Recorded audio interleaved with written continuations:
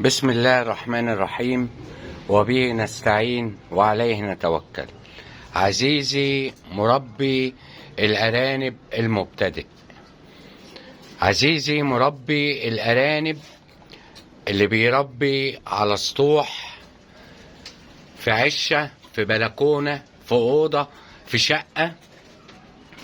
أتمنى أن لما يكون الفيديو ده يوصلك أن أنت تكون في أتم صحة وفي أسعد حال. النهاردة الجمعة، أنا عامل فيديو من حوالي ساعتين. الأرانب اللي كانت معد ولادتها 10/7 وولدت النهاردة يوم 12/7. الفيديو أنا عامله من ساعتين وشيرته، وقلت في الفيديو إن أنا هنزل أجيب للأرانب حزمتين بقدونس، أي حاجة ياكلوها. نزلت بصراحة ما لقيتش بقدونس، لقيت العودين الاتنين بالظبط بيتباعوا بجنيه. قلت اجيب لهم خيار. الخيار الكيلو ب14 جنيه. انا بتكلم للمربي المبتدئ، المربي الصغير اللي ما عندوش امكانيات. طب اعمل ايه؟ مفيش اي حاجة من دي. طيب الارنبة دي والدة والارنبة دي والدة. كل اللي انا هعمله عشان ما جبتش حاجة، ان انا جايب عندي رغيفين عيش ناشفين زي ما حضرتك كده شايف. بص، الارنبه مجرد ما سمعت صوت العيش، انا ما باكلش عيش على فكره الا بكميه محدوده جدا، يعني ممكن في الاسبوع لقمتين زي دول كده، مش اكتر من كده، لان العيش بيعمل تلييس للارانب، ولكن الارانب بتحب العيش. فما لقيتش بقدونس او حاجه، فاضطريت ان انا هاكلهم لقمه عيش زي ما انت شايف كده اهو. الارنبه هتاكل وهتتبسط اهو. دي لسه والده حضرتك. بص كده الدم تحت قد ايه اهو، عشان كلامي يبقى صادق اهو. الارانب هتاكل وهتتبسط وهتبقى كويسه جدا. فاتصرف في اي حاجه وما توقفش الدنيا على ان ما لقيتش حاجه خضراء اديها للارانب. اكلها لقمه عيش زي ما انا بقول لك، اي حاجه كده واعتمد على الله. طيب اهم حاجه يا جماعه، وبكررها كذا مره في كذا فيديو، مواسير الميه دي بلاستيك، الحر بينزل عليها، الجردل ده الميه اللي فيه بتسخن، لو سمحت حط فيه حته تلج. طب انا ما حطيتش النهارده تلج، يبقى باجي على الطبه دي اهي وبفرغ الميه السخنه لغايه ما الميه تنزل على ايدي ساعه، وارجع اقفل الطبه تاني، لان الارنب بيشرب اهو دلوقتي، لو الميه سخنه هيتعب. يبقى حضرتك كل اللي بتعمله ان انت بتفرغ الطبه بتاعه الميه، ولو عندك شفاط زي ده شغله. بمناسبه الشفاط وخلايا التبريد، ناس بتقول لي يا جدو عصام، طالما انت عندك الامكانيات وكده، طب ما تجيب لك خلية تبريد وكده. يا جماعة انا كلامي كله للمربي البسيط، المربي الصغير، المربي اللي مش قادر يجيب خلية تبريد.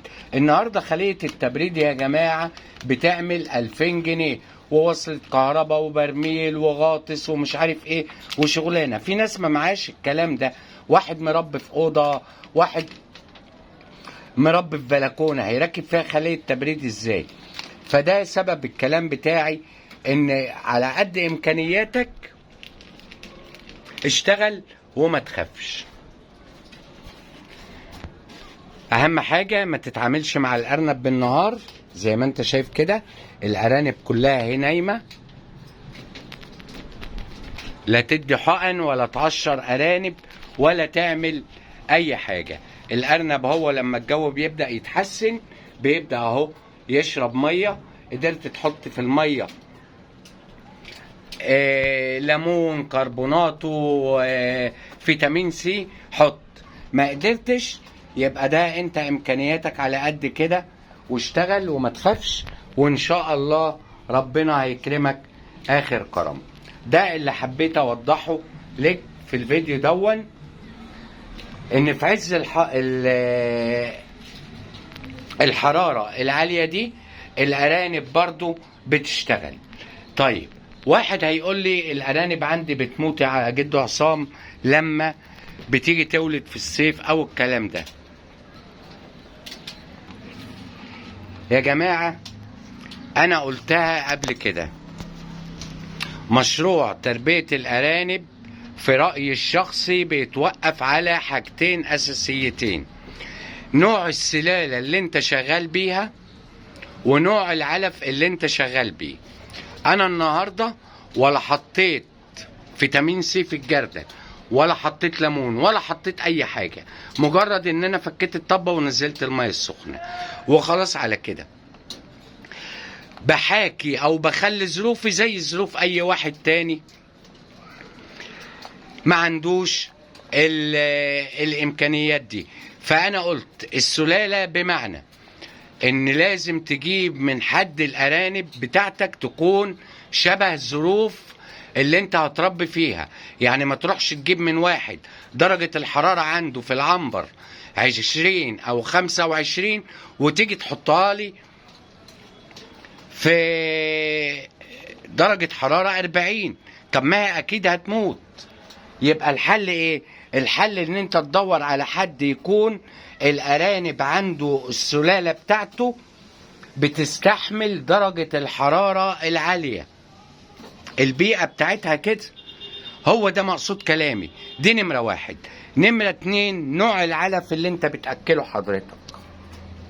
انا بأكل علف اسمه تايجر فيت، في جميع عناصر التغذية للأرنب، فيتامينات وأملاح ومضاد سموم، علف أكتر من ممتاز، اسمه تايجر فيت، هو موجود عندي، ده اللي بأكل منه. فأنا بعتمد دلوقتي على نوع السلالة الكويسة اللي موجودة عندي، إن بتستحمل درجة حرارة فوق 40، وفي الشتاء بتستحمل درجة حرارة 7 أو 10، وفي نفس الوقت نوع العلف الكويس. دي نصيحتي لك، اشتغل وما تخافش واعتمد على الله، وإن شاء الله ربنا هيكرمك. وإلى لقاء قادم في فيديو قادم. لكم حبي واحترامي ودعواتي لكم بدوام الصحة والستر، ودول أهم حاجة. والسلام عليكم ورحمة الله وبركاته.